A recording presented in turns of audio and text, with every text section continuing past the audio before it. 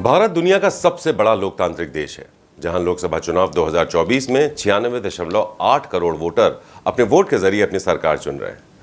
जब से ईवीएम का इस्तेमाल हमारे देश में शुरू हुआ है, तब से वो लगातार विवादों में है, लेकिन अदालत से हर बार ईवीएम पर चुनाव आयोग को क्लीन चिट मिली है। लेकिन इस बार चुनाव आयोग दूसरी वजह से विवादों में है, जिसकी वजह है वोटिंग टर्नआउट। जी हाँ, वही वोटिंग टर्नआउट जिससे पता चलता है कि किस सीट पर कितने प्रतिशत मतदान हुआ। नमस्कार, मैं हूं संजीव चौहान। हमारी इस खास पेशकश में आप सबका स्वागत है।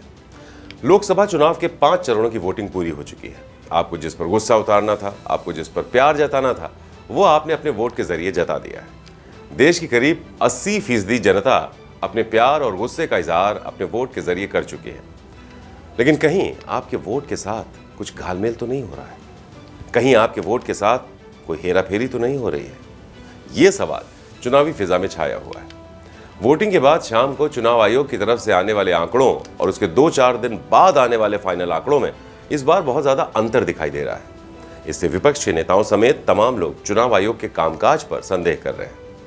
अब तो ये मामला देश की सबसे बड़ी अदालत में भी पहुंच चुका है, जिस पर चुनाव आयोग ने भी अपना रुख साफ कर दिया है।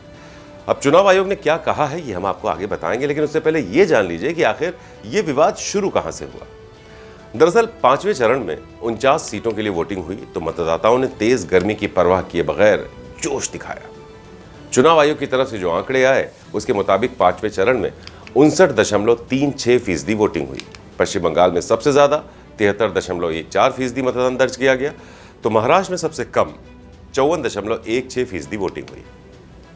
बिहार में 53.86%, जम्मू कश्मीर में 56.04%, झारखंड में 63.06%, लद्दाख में 68.47%, ओडिशा में 63.44% और उत्तर प्रदेश में 57.79% वोटिंग हुई। तो ये तो रहे चुनाव आयोग की तरफ से मतदान वाले दिन यानी 20 मई की शाम को जारी किए गए आंकड़े।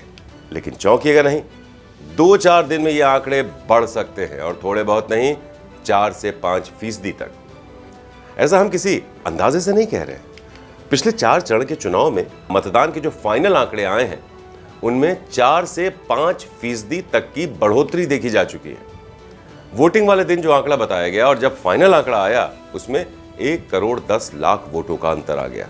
जी हाँ, पूरे 1 करोड़ 10 लाख वोटों का। 4 चरण तक 389 लोकसभा सीटों पर चुनाव हुए। उसमें चुनाव आयोग ने जो फाइनल आंकड़ा जारी किया, उसमें 1 करोड़ से ज्यादा वोटों का अंतर आ गया, यानी हर लोकसभा सीट पर औसतन 28,000 वोट बढ़ गए। वहीं पहले चरण में 19 अप्रैल को वोटिंग हुई। चुनाव आयोग ने उसी दिन शाम को बताया कि 60% वोटिंग हुई है, जबकि 26 अप्रैल को दूसरे चरण में वोटिंग हुई, तो उस दिन रात में बताया गया कि 60.56% वोटिंग हुई है। लेकिन 30 अप्रैल को इन दोनों चरणों के फाइनल आंकड़े जारी किए गए, तो इनमें भारी अंतर दिखा। 19 अप्रैल की वोटिंग का फाइनल आंकड़ा 60 से बढ़कर 66.14% हो गया, जबकि 26 अप्रैल की वोटिंग का फाइनल आंकड़ा 60.56% से बढ़कर 66.71% हो गया। आपके दिलो दिमाग में हेराफेरी की आशंका गहराए, इससे पहले तीसरे और चौथे चरण के वोटों में आए अंतर को भी आप जान लीजिए। तो तीसरे चरण में 7 मई और चौथे चरण में 13 मई को चुनाव हुए। 7 मई की शाम चुनाव आयोग ने कुल वोटिंग का आंकड़ा 61.45% बताया, लेकिन 8 मई की शाम फाइनल आंकड़ा 65.68% बताया गया।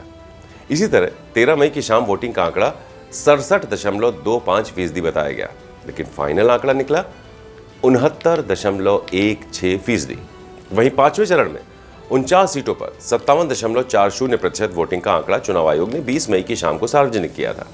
फिर जब इलेक्शन कमीशन ने फाइनल फिगर जारी किए, तो आंकड़ा बढ़कर 62.19% हो गया। इसलिए अब आप तय कीजिए कि 6ठे चरण और 7वें चरण का फाइनल आंकड़ा भी इसी तरह बदलने वाला है। जी हाँ, ये आप तय मानिए। भारत के चुनावी इतिहास में ये पहली बार हो रहा है जब चुनाव के कई दिनों बाद तक चुनाव आयोग वोट का फाइनल आंकड़ा अपडेट कर रहा है।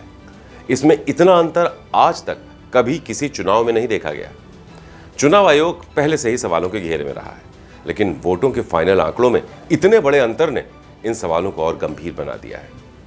जहां एक वोट से हार जीत तय होती है, वहां 4 चरणों में 1 करोड़ 10 लाख वोटों से ज्यादा का अंतर क्या गुल खिला सकता है, यह आप खुद ही समझ सकते हैं।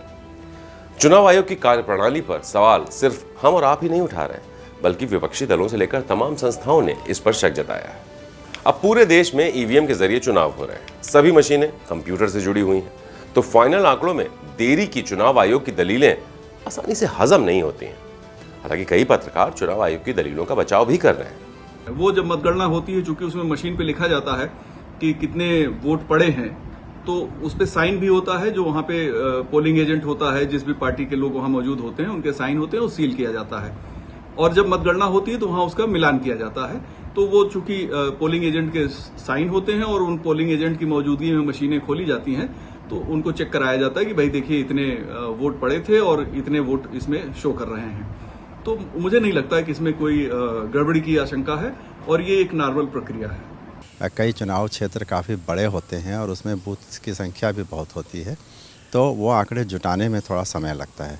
जो उस दिन आंकड़े जारी होते हैं शाम को, वो एक तरीके से कहा जा सकता है कि वे टेम्परेरी डेटा होता है और उसे फाइनल करने में, पूरा जोड़ने में और इनवैलिड वोट्स वगैरह घटाने में कुछ समय लगता है। तो मुझे लगता है कि इलेक्शन कमीशन द्वारा जो एक प्रक्रिया अपनाई जाती है वो एक फूल प्रूफ प्रक्रिया है, जिस पर इलेक्शन कमीशन ने भी कई बार सफाई भी दी है और कई बार उसे एक्सप्लेन किया है। तो ये तकनीकी कारण है जिसकी वजह से ये अंतर आता है और इस पर अभी फ़िलहाल तो संदेह करने का कोई कारण नज़र नहीं आता।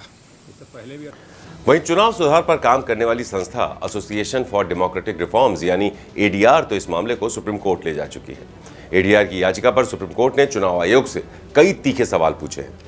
चीफ जस्टिस डीवाई चंद्रचूड़ की अगुवाई वाली बेंच ने पूछा है कि वोटिंग का फाइनल आंकड़ा उसी दिन अपलोड करने में आखिर दिक्कत क्या है। अगर उसी दिन अपलोड नहीं कर सकते तो अंतिम आंकड़ा 48 घंटों में क्यों नहीं दे सकते। सुप्रीम कोर्ट ने ऐसे कई सवालों पर जवाब देने के लिए चुनाव आयोग को 1 हफ्ते का वक्त दिया था। जब इस मामले में चुनाव आयोग ने सुप्रीम कोर्ट में एफिडेविट दाखिल कर दिया है। चुनाव आयोग ने चुनाव के 48 घंटे के भीतर बूथ फॉर वोटिंग का डेटा सार्वजनिक करने की मांग का विरोध किया है। सुप्रीम कोर्ट में दाखिल एफिडेविट में आयोग ने 22 मई को कहा कि फॉर्म 17C के आधार पर वोटिंग डेटा का खुलासा करने से मतदाताओं के बीच भ्रम पैदा होगा, क्योंकि इसमें बैलेट पेपर की गिनती भी शामिल होगी। आपको बता दें, फॉर्म 17C वो होता है जिसमें हर मतदान केंद्र पर डाले गए वोटों का रिकॉर्ड रखा जाता है।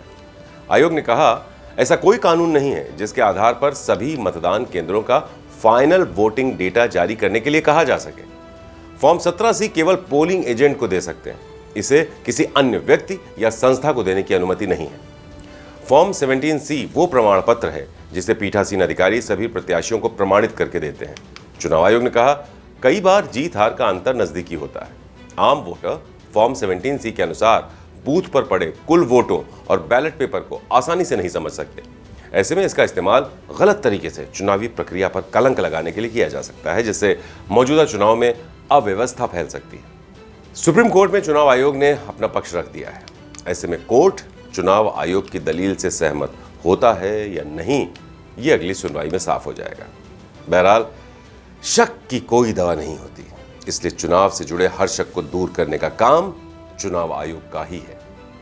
फॉर्म 17C की जानकारी जब प्रत्याशियों को दी जाती है तो फिर उस जानकारी को सार्वजनिक करने में चुनाव आयोग को परेशानी क्यों है? चुनाव आयोग को पारदर्शी रुख अपनाना चाहिए ताकि वोटर्स के मन में किसी भी तरह का संदेह ना रहे। तो हमारी इस खास पेशकश में इतना ही। आपसे फिर होगी मुलाकात बहुत जल्द। नमस्कार। यूपी की हर खबर देखने और उनसे अपडेट रहने के लिए हमारे चैनल श्रेष्ठ यूपी को सब्सक्राइब और लाइक करें। साथ ही बेल आइकन को दबाना ना भूलें, जिससे हमारे हर वीडियो की जानकारी आप तक पहुंचती रहे।